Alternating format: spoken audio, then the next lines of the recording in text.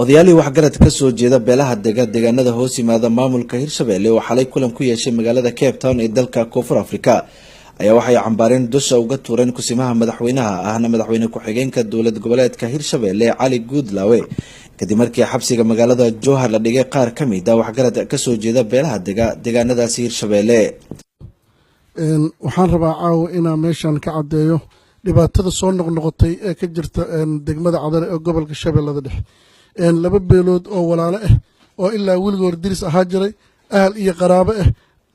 adeer iyo eedo iyo aabbo intaba isu ah in maalin walba dagaalkooda la siyaasaday aad iyo aad uga xunnahay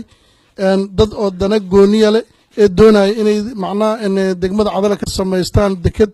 taasuna ayna kala xaajoohaynin dadka iskala deegaanka aad iyo aad uga xunnahay. Cali Guudlaawe oo ku sameeyo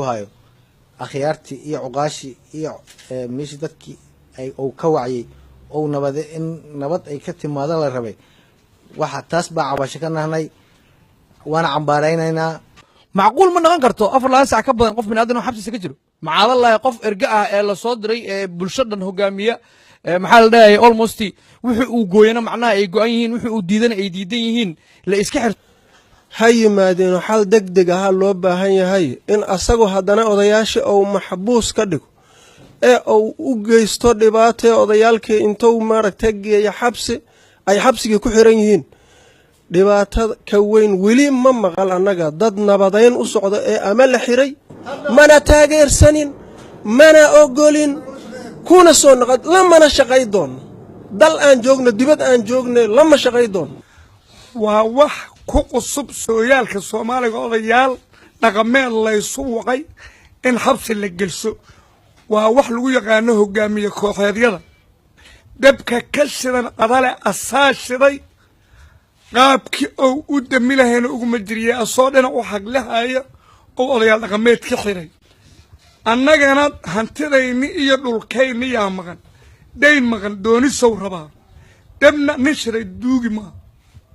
waxgaradkaasi ka soo jeeda deegaanada Hirshabelle ayaa ka codsaday dowladda federaalka ah ee Soomaaliya inay farageliso arrintan u dhaxaysa beelaha walaalaha ah ee wada deegaanadaasi sidoo kale waxa ay maamulka Hirshabelle ka dalbadeen in odayaashaasi xabsiga laga sii daayo. marka waxaan doonaynaa dowladda oo maaragtay federaalka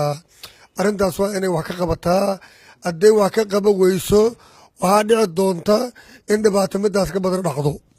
waxaan codsanaynaa biliis dowladda dhexe inay farageliso dadka walaalaha ah si xal ah oo wanaagsan ay ku dhameeyaan. waxaa la yiri